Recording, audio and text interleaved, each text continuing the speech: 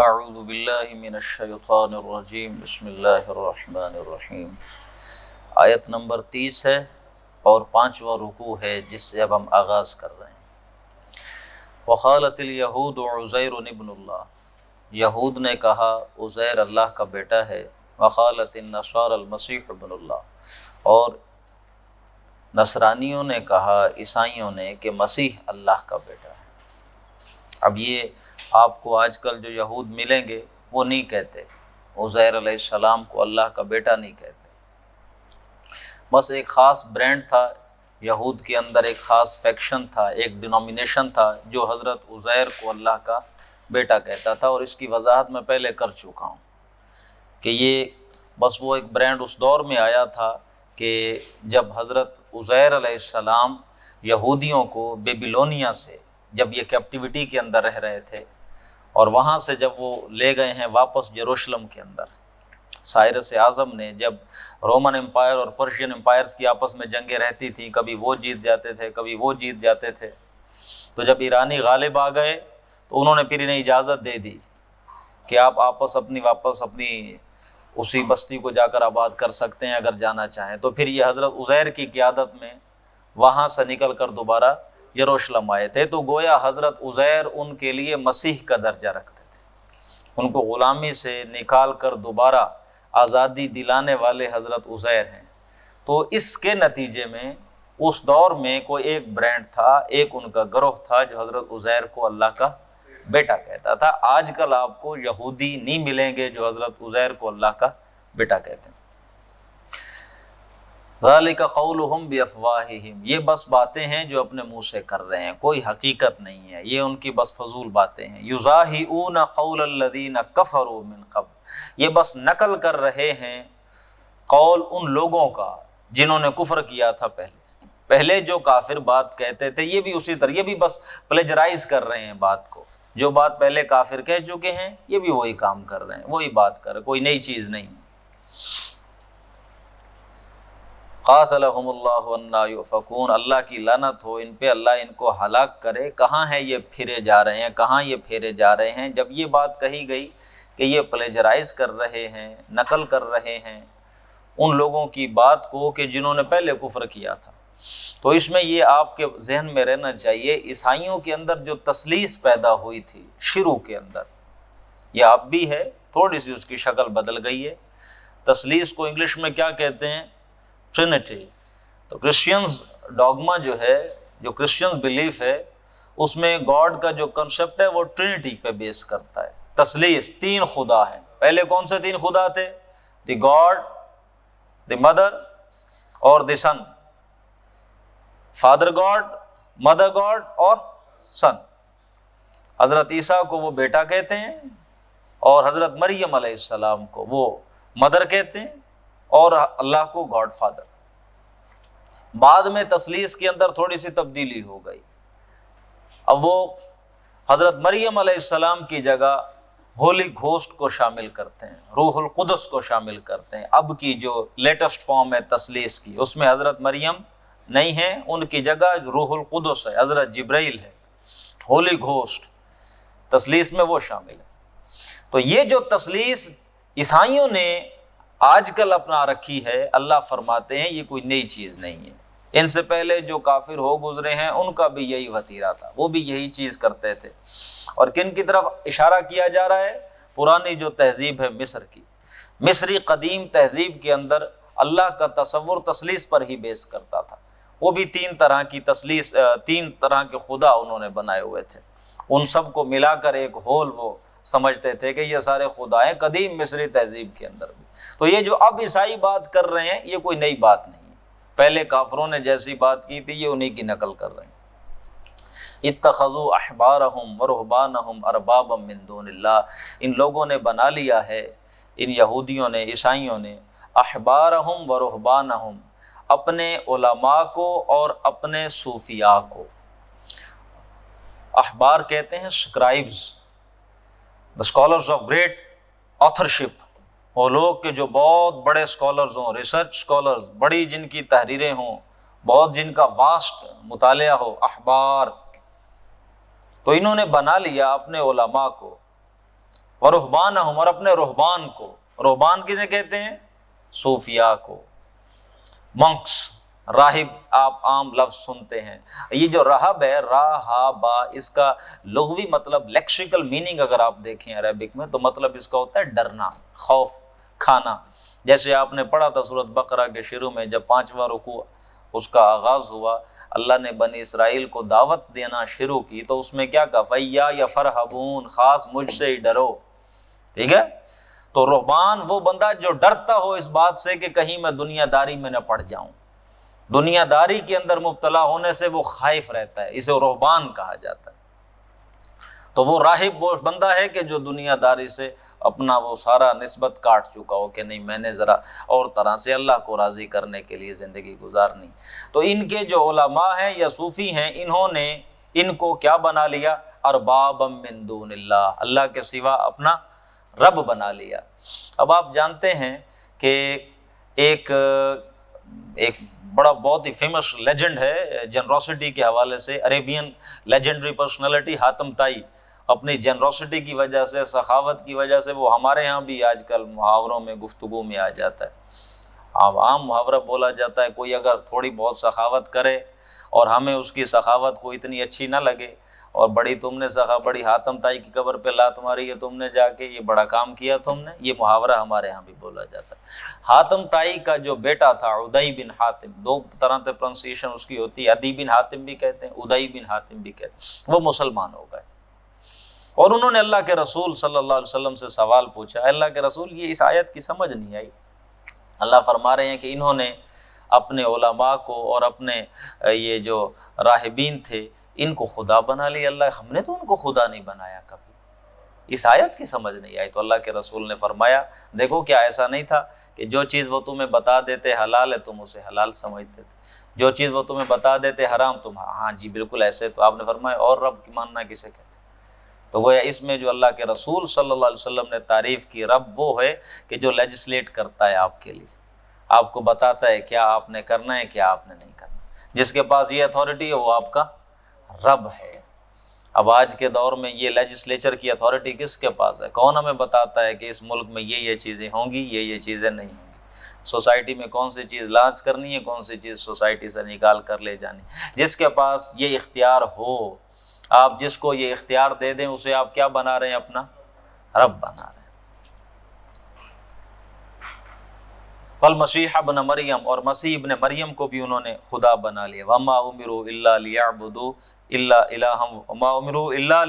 الها واحدا، حالانکہ انہیں تو صرف یہ کمانڈ دی گئی تھی کہ ایک خدا کی عبادت کرو، لا الہ الا ہو، اس کے سوا کوئی اور الہ نہیں ہے۔ سبحانہ عما جو بہت بلند ہے ان ساری باتوں سے جو تم کر رہے ہو، اس کی ذات بہت بلند تر ہے ان چیزوں سے۔ اسے اولاد کی کیا ضرورت ہے؟ یہ تمہاری ضرورت ہے اولاد، یہ انسان کی ضرورت ہے۔ کیوں اسے اولاد چاہیے؟ وہ اپنی ایک بنیادی تصور ہے کہ انسان اپنی ذات کی بقا چاہتا ہے، انسان اپنے ذات کو باقی رکھنا چاہتا ہے۔ یہ نیچر، یہ ٹینڈنسی، یہ مزاج، یہ خواہش، یہ چاہت کس کی ہے؟ انسان کے اندر ہے۔ کیوں؟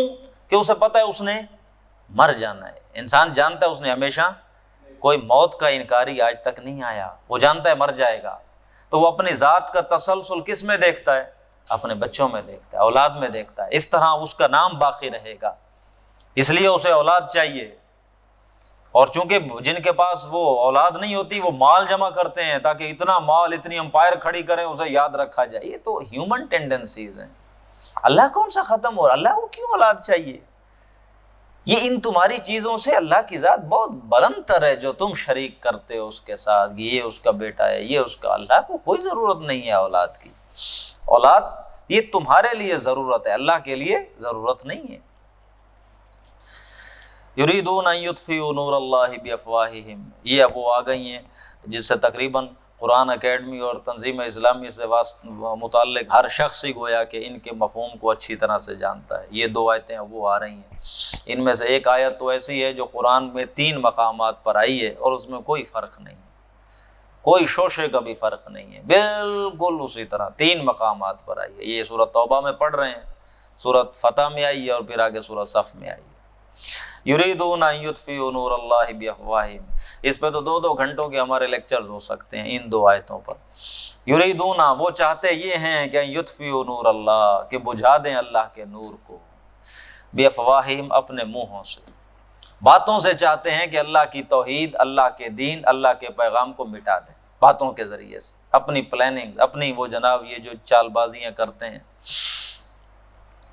وَيَأْبَى اللَّهُ، اللہ انکاری ہے اس بات سے، اللہ کوئی الٹرنیٹو قبول نہیں کرے گا سوائے اس کے کہ یتم نورہ، وہ اپنے نور کو مکمل کر کے چھوڑے گا، وَلَوْ كَرِهَ الْكَافِرُونَ، اگرچہ کافروں کو کتنا ہی ناپسند کیوں نہ ہو۔ اقبال کا شعر ہے، وقت فرصت ہے کہاں، کام ابھی باقی ہے، نور توحید کا اتمام ابھی باقی ہے۔ دیکھیں اقبال کے ہاں شاعری کی خوبصورت بات یہی ہے، کیوں اس کا پیغام فزوں سے فزوں تر ہوتا جاتا ہے، ہر گزرتے لمحات، گزرتے دنوں کے ساتھ ساتھ، کہ اس نے جو باتیں کی ہیں اللہ نے کروائی، اس کا کیا کمال ہے، وہ انسان تھا، انسان کو کچھ کر سکتا ہے، انسان کی کیا حیثیت ہے، یہ اللہ ہوتا ہے، لوگوں سے کام لیتا ہے۔ جس بندے پر جو بھی کوئی کمال ظاہر ہوتا ہے وہ کس کا ہوتا ہے؟ اللہ کا ہوتا ہے۔ ظاہر مختلف لوگوں کے ہاتھوں پہ ہو جاتا ہے، یہ تو انسان نادان ہے، سمجھ بیٹھتا ہے میں نے کمال کیا، تم نے کیا کیا نادان انسان، تمہارا کیا ہے، یہ تو اللہ کا کمال ہے، بلکہ تم تو مصیبت میں پڑ گئے ہو کہ اللہ نے تمہیں یہ آزمائش دی، تم نے اس کا استعمال کیسا کیا، اللہ نے تمہیں یہ صلاحیت دی، تم نے اسے کیسا استعمال کیا، تو بلکہ الٹا ایک لائبلٹی بن گئی بہت بڑی۔ انسان کیا سمجھتا ہے کہ جناب نہیں یہ میں شاید کو بہت بڑا، ایسا نہیں۔ تو اقبال نے اگر کچھ کہا تو اللہ نے کہلوایا، یہ اس کی اللہ کی شان ہے، اقبال کی کیا شان ہے؟ یہ بس اس لیے ہم ذکر کرتے ہیں کہ ذریعہ وہ بنائے ان باتوں کا، تو اس لیے انسانوں کا بھی آپ شکریہ ادا کریں بھائی۔ تو بڑے، اب اس نے یہ جو شعر کہا ہے اس کے اندر وہی لفظ استعمال کیے ہیں جو یہاں ہیں، ان یتم نورہ، اتمام نور، نور کا اتمام، گویا آیات سے ہی لفظ اس نے لی ہے، تھوڑی سی کنسٹرکشن چینج، وقت فرصت ہے کہاں، کام ابھی باقی ہے، نور توحید کا اتمام ابھی باقی ہے۔ دنیا میں جو اللہ کی روشنی ہے، جو اللہ کی لائٹ ہے، اس کے اوپر غالب آنے کی کوشش کر رہے ہیں یہ تاریکیاں، یہ اندھیرے، یہ جہالت کے، یہ شیطنت کے، یہ دجالیت کے، لیکن اللہ انکاری ہے، اللہ یہ بات قبول نہیں کرے گا کہ اس کی روشنی کو مٹا دیا جائے اور یہ ظلمت پھیل جائے، نہیں، اللہ انکار کر رہا ہے اس بات سے کہ ایسا نہیں ہوگا، میں تو اپنے نور کو مکمل کر کے رہوں گا۔ دیکھو نور وقت کا، یہ صبح جب ہوتی ہے تو آپ دیکھتے نہیں، صبح اچانک تھوڑا روشنی ہو جاتی، کہاں 10 بجے کی دھوپ اور کہاں صبح کی نماز کے بعد جب آہستہ آہستہ روشنی بھی آہستہ آہستہ ایک پروگریشن ہے اس کے اندر، تو اللہ مکمل کر کے رہے گا۔ وقت آئے گا کہ جب صرف حق ہوگا، اللہ کا نور ہی پھیلا ہوا ہوگا اور کوئی شے نہیں ہوگی، اگرچہ ان کو کتنا ہی ناپسند لگے، بس اسی پہ کفایت کریں گے ترجمے تک ہی۔ وَالَّذِي أَرْسَلَ رَسُولَهُ بِالْهُدَى وَدِينِ الْحَقِّ، وہ اللہ ہی تو وہی ذات ہے جس نے بھیجا ہے اپنے رسول کو بالہدا ودین الحق، قرآن دے کر اور دین حق دے کر۔ 2 علیحدہ چیزیں ہیں جو اللہ کے رسول صلی اللہ علیہ وسلم کو اللہ نے دی ہیں، ایک قرآن دیا اور ایک نظام عدل و قسط، انصاف پر مبنی نظام، تاکہ دنیا میں لوگ کس چیز پر قائم ہوں؟ انصاف پر۔ اللہ کے رسول وہ نظام لے کر آئے ہیں، وہ ڈیٹیلڈ گائیڈنس لے کر آئے ہیں کہ معاشرہ کس بنیادوں پر استوار ہوگا، اور انہوں نے وہ معاشرہ استوار کر کے دکھایا۔ عریبین پیننسولا کے اندر جو بنیادی مقصد تھا، جو پرائمری گول تھا، اپنی زندگی میں وہ پورا ہو گیا۔ ہم پچھلے 2-4 دنوں سے بات کرتے آ رہے ہیں کہ سورۃ توبہ کے اندر قریش پر وہ عذاب استیصال آیا ہے جو اللہ کی سنت تھی، کہ کسی رسول کو کسی قوم کی طرف جب اللہ بھیجتا ہے ایک خاص مدت تک انہیں مہلت دیتا ہے، اگر وہ امت نہ مانے تو پھر اس امت کو وہ نسیہ منسیہ کر دیتا۔ اللہ کے رسول قریش کے پاس آئے، قریش نے نہیں مانا، 23 سال کا دورانیہ تھا، پھر اب اللہ ان کو ڈیوائن پنشمنٹ، اور اللہ کے رسول صلی اللہ علیہ وسلم کے جو قبیلہ تھا قریش، جو بنیادی مخاطب تھے، ان پر عذاب اللہ کا آیا صحابہ کے ہاتھوں، جیسے حضرت نوح پر طوفان آیا، فلڈ آیا، حضرت لوط کی قوم پر آسمانوں سے پتھر برسے، اللہ کے رسول کی قوم پر صحابہ آئے، قاتلوہم یعذبہم اللہ بایدیکم، اللہ انہیں عذاب دے گا تمہارے ہاتھوں سے، یہ ہم پڑھ چکے ہیں بات۔ تو یہاں پر وہی بات ہے، اللہ کے رسول صلی اللہ علیہ وسلم نے اپنے اس عریبین پیننسولا پر یہ جو ڈومیسٹک آپ کا مشن تھا آپ نے مکمل کیا اپنے عرصہ حیات کے اندر۔ اب جو انٹرنیشنل مشن تھا اب وہ تو ظاہر ہے پورا ہو کر رہے گا، لیکن اس میں اللہ کے رسول کو تو اللہ نے وہ اب نظام وہ دے گئے، اب اس کو قائم کس نے کرنا ہے؟ امت محمد صلی اللہ علیہ وسلم نے، اور اتنی بے شمار اس کے حوالے سے دلائل موجود ہیں۔ والذی ارسل رسول، وہ اللہ ہی ہے جس نے اپنے رسول کو بھیجا ہے بالہدا، قرآن مجید دے کر، ودین الحق، اور دین حق دے کر، لیظہرہ علی الدین کلہ، تاکہ وہ تمام دین پر اسے غالب کر دے۔ حالانکہ یہاں لفظ ہونا چاہیے تھا علی الادیان کلہ، تمام جتنے بھی مذاہب چل رہے ہیں، جتنے بھی نظام ہائے زندگی چل رہے ہیں، ان سب پہ نہیں، اللہ نے کہا علی الدین۔ کیوں؟ اللہ کے رسول کا فرمان ہے الکفر ملۃ واحدہ، کفر ایک ہی ملت ہے، الکفر ملۃ واحدہ، یہودی ہیں، عیسائی ہیں، مشرک ہیں، کافر ہیں، سارے کیا ہیں؟ علی الدین کلہ، تمام نظام پر اس دین کو غالب کر دیا جائے۔ اولو کرہ المشرکون، اگرچہ مشرکوں کو یہ کتنا ہی ناپسند ہو، اللہ تو کر کے رہے گا۔ یا ایھا الذین آمنوا ان کثیرا من الاحبار والرہبان، اے ایمان والو، ان کثیرا من الاحبار والرہبان، بہت سے علماء اور بہت سے صوفی، بہت سے راہب، لیأکلون اموال الناس بالباطل، یہ لوگوں کا مال کھاتے ہیں باطل طریقے سے، ناحق طریقے۔ بڑی سخت آیت ہے تو مطلب یہ کہ آپ یہود کے علماء کی بات کریں یا اس کو جنرلائزڈ کر کے آج کل کے دور پہ لے آئیں، تو یہ علماء اور صوفیاء یہ دو ڈومینز ہیں جن کے پاس کچھ نہ کچھ اتھارٹی ہوتی ہے۔ پولیٹیکل پاور تو اسلام کے پاس ہے نہیں اس دور میں، لیکن یہ کچھ لوگ ہیں کہ جو اتھارٹی رکھتے ہیں، جو لیڈنگ رول پلے سوسائٹی میں کرتے ہیں، ان کے پاس ایک پاور ہے، ایک اتھارٹی ہے، لوگ انہی کے پاس آتے ہیں، یا علماء یا اسپریچول لیڈرز جو آپ کے راہبین ہیں جو خانقاہوں پہ بیٹھے ہیں، ایموشنلی لوگ اٹیچ ہوتے ہیں۔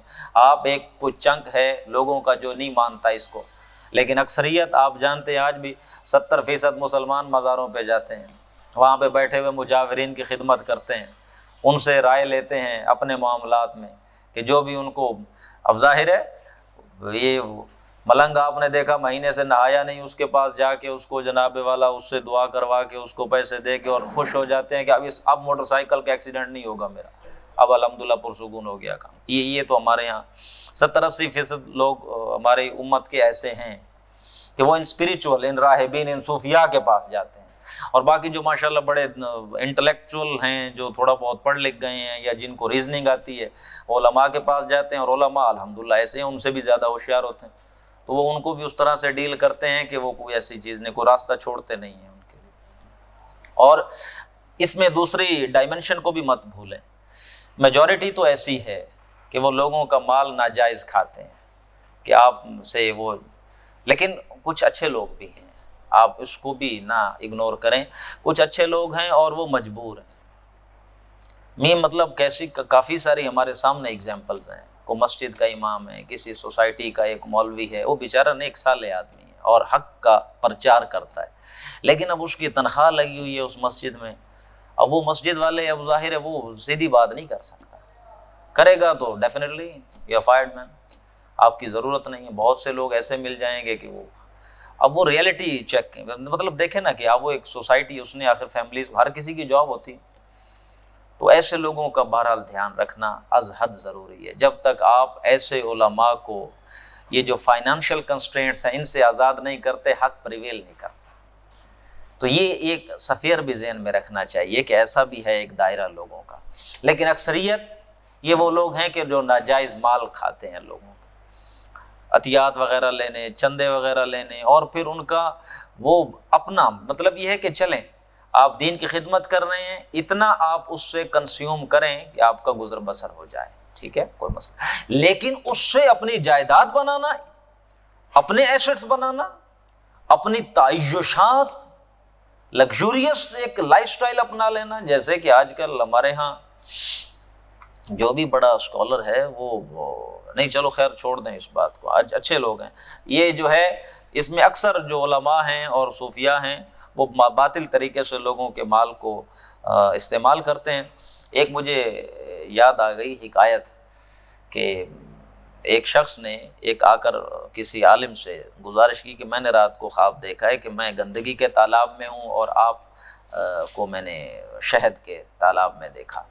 تو وہ مولانا صاحب نے بڑا فوراً اسپونٹینیسلی اس نے جواب دیا جی بالکل اسی طرح ہی ہے. ظاہر ہے ایک دنیا داری میں اگر کوئی بندہ ہے انڈلجڈ تو وہ اسی طرح کی ایک دنیا تو اچھی چیز نہیں ہے, اور کوئی اگر دین کے معاملات میں ہے مشغول اور مصروف تو وہ دین کا معاملہ اس کی ایک واضح تعبیر ہے کہ ایک اچھی چیز ہے. تو یہ اس نے کہا جی ابھی خواب ختم نہیں ہوا, میں نے یہ خواب میں تھا, آپ نے پورا سنا نہیں نا ابھی. اس میں یہ ہے کہ پھر آپ بھی اس تالاب سے نکل آئے ہیں, میں بھی اس تالاب سے نکل آیا ہوں. میں آپ کا جو ایک شہد تھا میں اسے چاٹنے لگ گیا, اور آپ جو تھا وہ میری گندگی جو لگی ہوئی تھی میرے ساتھ آپ وہ چاٹنے لگ گئے. خواب اب مکمل ہوا. تو آپ سمجھ سکتے ہیں علماء کی حالت, مطلب ایک اس بنیادی ایک حکایت کے ذریعے سے بھی.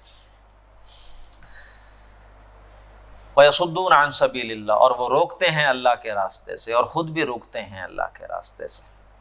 وَالَّذِينَ يَكْنِزُونَ الذَّهَبَ وَالْفِضَّةَ, اور وہ لوگ جو جمع کرتے ہیں سونا اور چاندی, وَلَا يُنْفِقُونَهَا فِي سَبِيلِ اللَّهِ, اور اسے خرچ نہیں کرتے اللہ کی راہ میں. فَبَشِّرْهُم بِعَذَابٍ أَلِيمٍ, تو آپ بس ان کو کنگریچولیشن دے دیجئے کہ ان کے اوپر آ رہا ہے ایک اصل عذاب. یوم یحمى علیہا فی نار جہنم, جس دن ان کا سونا اور چاندی پگھلایا جائے گا, ان کے اوپر انڈیلا جائے گا. یحمى علیہا فی نار جہنم فتکوی بہا جباہہم, پھر داغا جائے گا. آپ نشان نہیں لگاتے, برننگ مارک جو ہوتا ہے برانڈ بنانے کے لیے, فتکوی بہا, پھر اس سونے کو لے کر اچھی طرح گرم کر کے اس کو داغا جائے گا. جباہہم, ان کی ماشاءاللہ بڑی بڑی جو ان کی پیشانیاں ہیں, یہ علامت ہوتی ہے ذہانت کی, اور ماشاءاللہ بڑے ہمارے یہاں چلتا ہے بخت کی علامت ہے کہ وہ نیک آدمی, وہ بہت مالدار ہوتے ہیں, بڑی پیشانیوں والے, فراخ پیشانی لفظ بولا جاتا ہے, بزنس بڑا اچھا ڈیل کرتے ہیں. ان کی پیشانیوں کو کیا کیا جائے گا, ان کے اس سونے کے ساتھ داغا جائے گا. وجباہہم, اور ان کی پہلوؤں کو, وظہورہم, اور ان کی پیٹھوں کو. ھذا ما کنزتم, کہا جائے گا یہ ہے وہ جو تم نے اپنے لیے جمع کیا تھا. ھذا ما کنزتم لانفسکم فذوقوا ما کنتم, تو بس چکھو بس اب مزہ اس کا جو تم ہوڑ کرتے رہے, ذخیرہ اندوزی سنبھال سنبھال کے سینت سینت کے رکھتے رہے تھے. ان عدۃ الشہور عند اللہ 12 شہرا, اللہ کے ہاں گنتی مہینوں کی کتنی ہے؟ 12. 10 شہرا فی کتاب اللہ, اللہ کی کتاب میں مہینوں کی تعداد 12 ہے, اور یہ کوئی اب سے نہیں ہے. یوم خلق السماوات والارض, جب سے اللہ نے زمین آسمان بنائے ہیں تب سے اللہ کے ہاں یہ جو کیلنڈر ہے 12 مہینوں کا, یہ اس وقت سے طے ہے, کوئی نئی چیز نہیں ہے. منہا 4 حرم, اس میں سے 4 مہینے حرمت والے ہیں. حرام ہیں 4 مہینے. حرام کا مطلب ان میں لڑنا حرام ہے, امپرمسیبل, آپ کو وہ اجازت نہیں ہے اس کی. حرام ہے وہ معزز ہیں, ان کی حرمت کا لحاظ رکھا جائے. اور وہ 4 کون سے؟ 3 اکٹھے ہیں, ایک علیحدہ ہے. ذی قعدہ, ذی الحج, محرم اکٹھے آ جاتے ہیں, رجب علیحدہ آ جاتا ہے. 4 مہینے. ذالک الدین القیم, یہ ہے دین صحیح. یہ جو ہم بتا رہے ہیں مہینے تھے, 4 ان میں سے 12 میں سے 4 جو ہیں یہ ہیں حرمت والے. فلا تظلموا فیہن انفسکم, دیکھو ان مہینوں کے اندر تم اپنے آپ کے اوپر ظلم نہ کرو. وقاتلوا المشرکین کافۃ کما یقاتلونکم کافۃ, ان کافروں سے جہاد کرو پوری طور پہ جیسے وہ تمہارے ساتھ کرتے ہیں, کوئی کسر نہیں چھوڑتے. واعلموا ان اللہ مع المتقین, جان لو کہ اللہ متقین کے ساتھ ہے. انما النسیء زیادۃ فی الکفر, یہ جو نسی ہے یہ تو اضافہ ہے کفر کے اندر. نسی کیا ہے؟ اضافہ ہے. نسی اس کو سمجھ لیں. وہ کرتے کیا تھے نالائق لوگ, یہ قریش والے, کہ ایک مہینہ اب حرمت والا آ گیا ہے, لیکن ان کا کوئی ایجنڈا بڑا ضروری ہے اس میں اب کرنے والا, جو کہ حرمت والا مہینہ اجازت نہیں دیتا تھا. تو وہ خود انچارج تھے اس چیز پر, کیلنڈر کو خود آگے پیچھے کرتے تھے. نہیں اس مہینے میں ہم کریں گے, یہ اگلا مہینہ ہوگا حرمت والا, یہ مہینہ نہیں ہوگا. اس طرح اس کو آگے لے جائیں, مہینے آگے چلاتے رہتے تھے, کیلنڈر کو خود موو کرتے رہتے تھے. ٹھیک ہے نا جناب, یہ والا مہینہ اب نہیں, یہ آئے گا 2 ماہ کے بعد آئے گا, ابھی نہیں آ رہا. یہ ہے نسی. یہ جو نسی کرنا ہے تمہارا, یہ زیادۃ فی الکفر, یہ کفر میں اضافہ ہے تمہاری طرف سے. تم ایسا کیسے کر سکتے ہو؟ اور ہوا کیا ہے کہ یہ اللہ کی طرف سے مہربانی اس طرح ہوئی کہ جب اللہ کے رسول نے حجۃ الوداع کیا ہے آخری سال حج, تو اس دفعہ ان کی اپنی یہ شرارتیں کرتے کرتے دوبارہ کیلنڈر صحیح اپنے اصل حلیے پر آ چکا تھا. تو اللہ کے رسول نے فرما دیا حجۃ الوداع کے موقع پر کہ اب یہ اصل اپنی حالت پر آ گیا ہے, تقویم جو ہے. تو لیکن وہ بیچ میں جو کرتے رہے اللہ اس کو ریجیکٹ کر رہے ہیں, نیگیٹ کر رہے ہیں. یہ جو نسی ہے زیادۃ فی الکفر ہے. یضل بہ الذین کفروا, اس سے کافر لوگ ہی گمراہی میں پڑے رہے ہیں. یحلونہ عاما ویحرمونہ عاما لیواطئوا عدۃ ما حرم اللہ. اس میں کرتے کیا ہے، ایک سال کو حلال کر لیتے ہیں، دوسرے ایک سال میں اسے حلال کر لیتے ہیں، دوسرے سال میں اسے حرام کر دیتے ہیں. لیواطئوا عدۃ ما حرم اللہ، تاکہ وہ اس کو روند ڈالیں، کرش کر دیں، وائلیٹ کر دیں، بریک اپارٹ کر دیں اس گنتی کو کہ جو اللہ نے طے کی تھی، جو اللہ نے جس طرح چیزیں مقرر کی تھی اس کو خراب کر کے اپنے حساب سے بس گنتی پورا کرنے کی کوشش میں لگے رہتے ہیں. وَيُحِلُّوا مَا حَرَّمَ اللَّهُ، تو وہ حلال کرتے ہیں جو اللہ نے حرام کیا ہے. زُيِّنَ لَهُمْ سُوءُ أَعْمَالِهِمْ، ان کے برے اعمال ان کو خوبصورت کر کے دکھا دیے گئے ہیں. اللہ لا یہدی القوم الکافرین، اللہ ہدایت نہیں دیتا کافر قوم. یہ جو برے اعمال، اکثر آپ یہ فریز بھی سنتے ہیں کہ ان کو برے اعمال ان کے لیے خوبصورت کر کے دکھا دیے گئے ہیں. یہ آج کے دور میں آپ کو بڑی اس کی شاندار مثالیں ملتی ہیں. یہ آپ کو ایسے کئی شہزادے مل جائیں گے آج کل کے اسٹوڈنٹس میں نے تو اکثر دیکھا ہے کالج یونیورسٹی میں پڑھاتے ہوئے کہ انتہائی فضول ترین حرکتیں وہ کرتے ہیں، اور اس میں وہ آپس میں بیٹھ کے ایک دوسرے کو اتنی خوبصورتی سے بتاتے ہیں کہ جیسے کمال ہے. آج جناب میں نے گاڑی چلائی ہے 200 کی سپیڈ پہ اور بڑا تھوڑا سا بچے ہیں ہم، اور اچھا جی یہ بڑی بات ہے جناب، آپ نے بڑا اچھا کیا. یہ بڑی سادہ مثال دے رہا ہوں، تو عام ہلکی چیز ہے.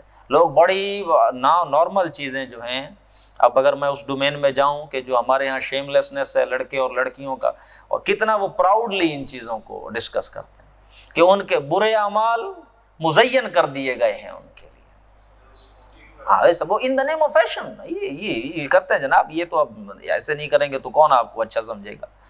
آپ ماڈرن ہی تبھی کہلائیں گے کہ جب آپ سگریٹ آپ کے ہاتھ میں ہوگی اور آپ باہر لوگوں کھڑے ہوں گے، ہاں گالی دیں گے. یہ چیزیں معاشرے کے اندر آپ بہتر جانتے ہیں. برے اعمال مزین کر کے دکھا دی گئے ہیں ان کو.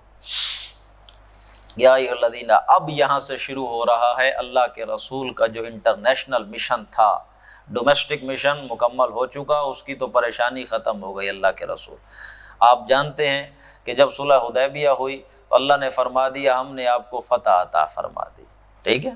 اور اسی صورت میں یہ ہنٹ بھی دے دیا تھا کہ تم مسجد حرام میں داخل ہوگے بڑے امن کے ساتھ، کوئی جھگڑا، لَتَدْخُلُنَّ الْمَسْجِدَ الْحَرَامَ إِنْ شَاءَ اللَّهُ آمِنِينَ مُحَلِّقِينَ رُؤُوسَكُمْ وَمُقَصِّرِينَ لَا تَخَافُونَ. تم حرم میں جاؤ گے کوئی تمہیں ڈر نہیں ہوگا، امن سے. اور اسی طرح ہوا، کوئی لڑائی نہیں ہوئی. آپ جب ادھر سے آپ کو سکون ہو گیا، اب آپ نے خطوط لکھے تھے باہر، جب اندر سے فارغ ہو گئے ہیں تو باہر کے جو بادشاہ تھے انٹرنیشنل ٹیریٹوری، پھر اب آپ نے ادھر کی ہے اپنی توجہ. تو اب یہ اللہ کے رسول صلی اللہ علیہ وسلم کو اگلے جتنے بھی رکوع آ رہے ہیں غزوہ تبوک سے ریلیٹڈ ہیں، اور وہ سارا انٹرنیشنل جو مشن ہے اللہ کے رسول کا اس کو آئے. غزوہ تبوک سمجھ لیں تبھی آیتیں آپ کو پتہ چلیں گی. غزوہ تبوک کیا تھا؟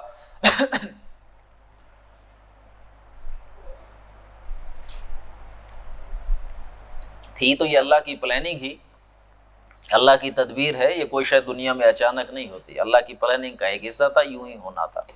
اللہ کے رسول نے جب اپنے صلح حدیبیہ کے بعد سفیر بھیجے مختلف بادشاہوں کے پاس خطوط دے کر جس میں اسلام کی دعوت دی گئی تھی، تو آپ نے حاکم بصرہ کے پاس بھی اپنا ایک سفیر بھیجا. اس کو ایک قبیلے کے سردار شرحبیل بن عمر غسانی اس نے قتل کر دیا باندھ کر اللہ کے رسول کے سفیر کو. یہ وہ علاقہ تھا کہ جو رومن امپائر کے زیر سایہ رہتا تھا، یعنی ٹیکس دیتے تھے رومن امپائر کو. اللہ کے رسول نے ان کی طرف جب اپنا ایک سفیر بھیجا تو انہوں نے اس سفیر کا احترام نہیں کیا، اس کی بات کو اچھی طرح، جیسے کہ اس وقت کا ایک رواج تھا کہ آپ سفیر کو کچھ نہیں کہتے تھے، اور کسی سفیر کو قتل کرنا تو گویا اعلان جنگ تھا ان کے ساتھ. یہ ایک رواج تھا کہ آپ نے سفیر قتل کر دیا تو گویا اعلان جنگ، یہ بہت بڑا جرم تھا. اللہ کے رسول کے سفیر کو قتل کر دیا. تو پھر اللہ کے رسول نے صلی اللہ علیہ وسلم ان سے بدلہ لینے کے لیے 3000 کا لشکر بھیجا تھا حضرت زید ابن حارثہ کی قیادت میں. اسے ہم کہتے ہیں جنگ موتا. کیا کہتے ہیں؟ جنگ موتا. میم پہ پیش پڑھنا ہے، جنگ موتا. 3000 کا لشکر بدلہ لینے کے لیے. کن سے؟ وہ جو رومیوں کے باج گزار قبائل ہیں ان سے جنہوں نے قتل کیا ہے اللہ کے رسول کے سفیر حارث ابن عمیر ازدی رضی اللہ تعالی عنہ، یہ آپ کے سفیر کا نام تھا۔ تو یہ 3000 کا لشکر گیا ہے، تو آگے سے رومیوں کا لشکر آ گیا، یہ 3000 اور وہ 100,000، 1,00,000، ایک روایت کے مطابق 200,000، 2,00,000 کا لشکر، ادھر سے 3000 بدلہ لینے گئے ہیں جناب حارث رضی اللہ تعالی عنہ کا۔ تو وہاں جا کے پھر ان میں اختلاف ہوا کہ اب لڑیں نہ لڑیں، وہاں ٹھاٹھے کوئی ریشو پرپورشن آخر دنیا میں بھی ہوتا ہے کہ نہیں ہوتا، ایسے تو نہیں نا کہ آپ 3000 کہاں اور وہ 2,00,000 کہاں یا 1,00,000 کہاں۔ تو صحابہ نے مشاورت کی، تو اس میں بہرحال طے یہ پایا کہ نہیں ہم لڑیں گے۔ اس میں ایک رول پلے کیا عبداللہ ابن رواحہ کی تقریر نے، انصاری صحابی تھے، کہ دیکھو مسلمانوں، تم جس چیز کو چاہتے ہو وہ سامنے کھڑی، تمہیں شہادت چاہیے، تمہیں دنیا تو ضرورت ہی نہیں ہے، تمہیں تو موقع مل رہا ہے شہید ہونے کا، تو جو چیز تمہیں چاہیے وہ سامنے ہے، تو خام خواہ پیچھے ہٹنے کی ضرورت نہیں ہے، بس اللہ کا نام لے کے تو تمہیں اللہ جو چیز تمہیں محبوب ہے اللہ وہ تمہیں دے دے گا۔ تو یہ ٹھیک ہو گیا، سارے تیار ہو گئے لڑائی کے لیے۔ اور یہ بھی ذہن میں رکھ لیں کہ اللہ کے رسول نے صلی اللہ علیہ وسلم گویا کہ ایک درجے کے اندر 3 سالاروں کے قتل کی پیشن گوئی بھی کر دی تھی کہ یہ 3 قتل ہو جائیں گے، شہید ہو جائیں گے۔ پہلا سالار کسے بنایا؟ زید ابن حارثہ کو۔ یہ زید ابن حارثہ وہ ہیں جو کچھ عرصہ آپ کے بیٹے بھی کہلائے جاتے رہے ہیں، زید ابن محمد بھی انہیں کہا گیا، اور پھر اللہ نے ان سے یہ رتبہ چھین لیا، یہ سٹیٹس۔ لیکن یہ خود کہا کرتے تھے کہ اللہ نے مجھ سے ایک فضیلت چھین لی تو دوسری مجھے دے دی، میں اس پہ بھی راضی تھا کہ قرآن میں اللہ نے میرا نام ذکر کر دیا، اور کسی کا نام پر قیامت تک لوگ میرا نام فلما قضا زید منہا وطرا زوجنا، آپ نے انہی کی شادی کروائی تھی حضرت زینب سے، جو آپ کی پھوپھی کی بیٹی زینب بنت جہش، یہ وہ زید ابن حارثہ۔ آپ نے فرمایا اگر یہ شہید ہو جائیں تو پھر آپ لوگوں کا سالار ہوگا جعفر ابن ابی طالب، حضرت علی کے بڑے بھائی، اور اگر وہ بھی شہید ہو جائیں تو پھر ہوں گے عبداللہ ابن ابی رواحہ، یہ انصاری صحابی تھے، پہلے دونوں مہاجر تھے اور یہ انصاری صحابی، اور اگر یہ بھی شہید ہو جائیں تو پھر تم اپنوں میں سے جس کو چاہنا اپنا امیر بنا لینا۔ تو گویا ایک درجے میں اللہ کے رسول نے پیشین گوئی کر دی کہ یہ بھی شہید ہو جائیں گے۔ اور پھر وہاں جب انہوں نے لڑائی شروع کی، اللہ کے رسول، اللہ دکھا رہا تھا یا کوئی جس طرح بھی معاملہ تھا، آپ ادھر بتا رہے تھے کہ زید شہید ہو گئے، جعفر ابن ابی طالب شہید ہو گئے، اور عبداللہ ابن رواحہ شہید ہو گئے۔ تو پھر اس کے بعد مسلمانوں کے کسی بھی ایک سپاہی نے جھنڈا اٹھا لیا اور گزارش کی کہ بھئی آپ لوگ اپنا کوئی امیر مقرر کر لیں، تو سب نے کہا جب تم نے جھنڈا اٹھا ہی لیا تم ہی ہمارے امیر ہو۔ مجھے اب اس صحابی کا نام بھول رہا ہے، اس نے کہا نہیں میں یہ کام نہیں کر سکوں گا، مجھ سے نہیں ہوگا۔ تو پھر اس میں حضرت خالد ابن ولید نے خود بڑھ کے جھنڈا لے لیا تھا۔ تو پھر انہوں نے بڑے اسٹریٹجیکلی اپنی وہ جو تھی ایک ان کے پاس، ان کو واپس ریٹریٹ کروا کر لے آئے ہیں، بچا کر لے آئے ہیں، اور اپنے اس لشکر سے جا ملنے کے لیے۔ اب ظاہر ہے وہ آپ اپنے اللہ کے رسول کے پاس آئیں گے نا، صورتحال ساری لے کے، اب ان سے تو مقابلہ کرنے کے لیے جماعت چاہیے ہونے کی طرح کی، تو وہ واپس لے کر آئے ہیں ان صحابہ کو بچا کر۔ بہت تھوڑے صحابہ شہید ہوئے، بہت تھوڑے، اور ان کے کافر بہت زیادہ شہید ہوئے تھے، قتل ہوئے تھے، صحابہ بہت تھوڑے تھے۔ تو جب واپس آئے ہیں صحابہ کرام، تو کچھ نے تو ان کو برا بھلا کہا بھگوڑے ہیں، اللہ کے رسول نے فرمایا بھگوڑے نہیں، یہ تو اپنی جماعت سے ملنے کے لیے آئے ہیں۔ تو پھر ہے اب کہ اللہ کے رسول صلی اللہ علیہ وسلم خود لشکر لے کے جانے لگے ہیں رومن امپائر سے بدلہ لینے کے، کیونکہ رومی آئے تھے لڑنے کے لیے۔ اب اللہ کے رسول صلی اللہ علیہ وسلم نے لشکر تیار کیا ہے، واحد موقع ہے کہ آپ نے نفیر عام کی ہے، ہر بندہ نکلے گا، جو بندہ جس حال میں بھی ہے وہ لڑائی کے لیے نکلے گا، اور فائنانس بھی خود کرے گا، مال بھی لاؤ جان بھی لاؤ، اور جو نہیں آئے گا وہ ایکسپلینیشن دے گا کیوں نہیں۔ نفیر عام تھی۔ تو اس کے نتیجے میں 30,000 کا لشکر اللہ کے رسول کے پاس جمع ہوا صلی اللہ علیہ وسلم۔ کچھ منافقین تھے جنہوں نے ادھر ادھر لیت و لال کر کے، معذرتیں کر کے، قسمیں اٹھا کے اپنا وہ لیا، اور کچھ نے بعد میں جب آپ آئے تب قسمیں اٹھائیں۔ لیکن بہرحال یہ وہ وقت تھا، یہ وہ لشکر تھا جو بڑا تنگی میں تھا اس وقت، کھانا پینا تھا نہیں، بہت سخت گرمی کا موسم تھا، دھوپ بہت شدید ہوا کرتی تھی، گرمیوں میں ظاہر ہے عرب میں کتنی دھوپ ہوگی آپ جانتے، شدید گرمیاں. اور جو مدینہ کی ماشاءاللہ تاجر برادری تھی ان کی کھجوریں اترنے والی تھیں، کچھ ہی دنوں میں کھجوریں پک جانی تھیں، اور کھجوروں کو تو آپ نے ٹائم پہ اتارنا ہے بھائی، اتاریں گے نہیں تو ضائع ہو جائے گا سارا آپ کا مال. تو وہ ایک یہ آزمائش تھی کہ اپنا پھل چھوڑ کے جانا ہے، 6 ماہ کی محنت. اب وہ پھر جب وہاں جائیں گے خراب ہو چکی ہوں گی پھر تو کسی کام کی نہیں. بہرحال ان مصیبتوں کے اندر یہ لشکر تھا کہ جو اللہ کے رسول نے جمع کیا. 3 لوگوں کے پاس ایک اونٹ آتا تھا، یعنی 3 صحابہ کے پاس ایک اونٹ.